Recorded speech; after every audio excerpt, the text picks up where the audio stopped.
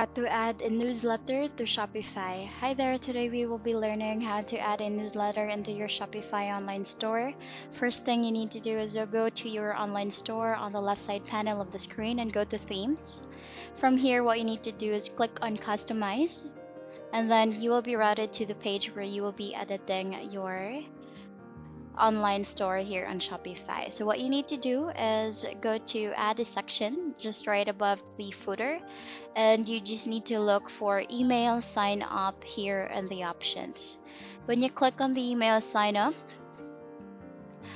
it will automatically add a section for the email sign up or the newsletters. So every time your customers will put in their email, they will be able to set up the newsletter, or they will be receiving newsletter if there is any update or any exclusive offers that we can provide them.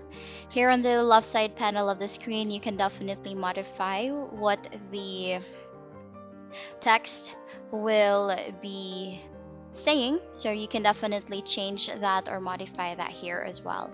You can have it bold, or you can even link the text to a page or to a website that you want your customers to be routed to. And that's basically it. You just need to click on save, and you have now set the newsletter into your Shopify.